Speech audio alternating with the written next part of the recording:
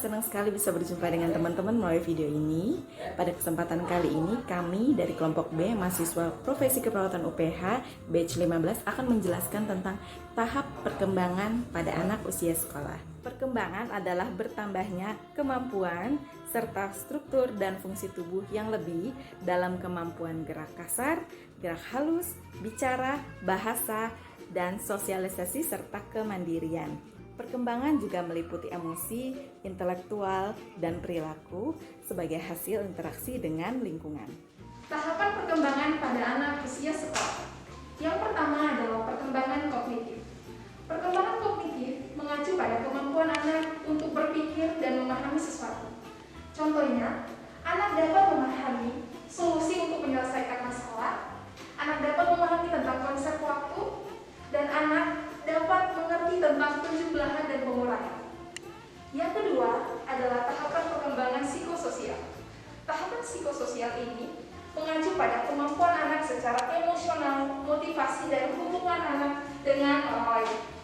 Contohnya, anak dapat bermain, anak dapat bekerja sama dan menyelesaikan secara bersama-sama dengan temannya ketika menghadapi masalah, dan bagaimana reaksinya terhadap orang lain, dan anak dapat bermain dengan teman-temannya.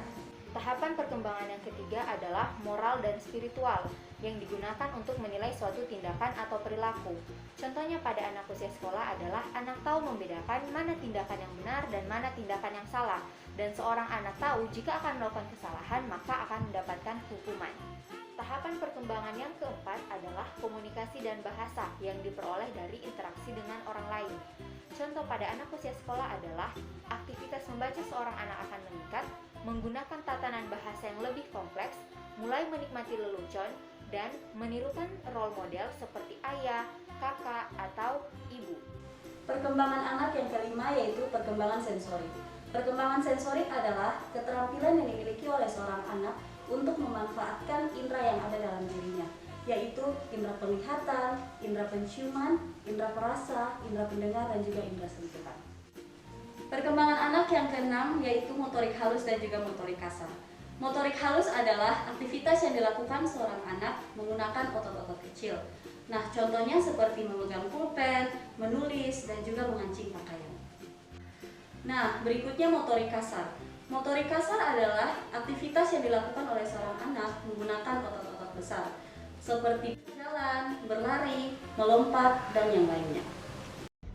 Perkembangan sosial emosional adalah proses belajar anak dalam menyesuaikan diri untuk memahami keadaan serta perasaan ketika berinteraksi dengan orang-orang yang di lingkungannya, yang diperoleh dengan cara mendengar, mengamati, dan meniru hal-hal yang dilihatnya. Adapun contoh yang pertama yaitu anak bereaksi berbeda sesuai dengan pengalaman dan kemampuannya. Yang kedua, mulai mengenal harga diri, pandangan anak tentang nilai individual.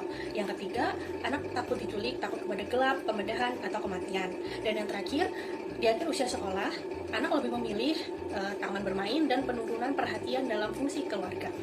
Pendidikan seks adalah upaya pengajaran, penyadaran, dan penerangan tentang masalah-masalah seksual yang diberikan kepada anak sejak ia mengerti masalah-masalah yang berkenaan dengan seks, naluri, dan perkawinan. Adapun contoh, yaitu yang pertama mulai tertarik pada hubungan dengan lawan jenis tetapi tidak terikat. Yang kedua, menunjukkan kesukaan dalam berteman dan berkelompok dan bermain dalam kelompok dengan jenis kelamin yang sama tetapi mulai bercampur.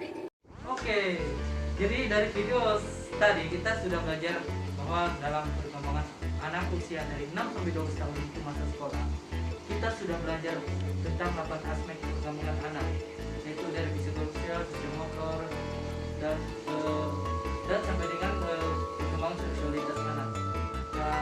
Thanks for watching, terima kasih.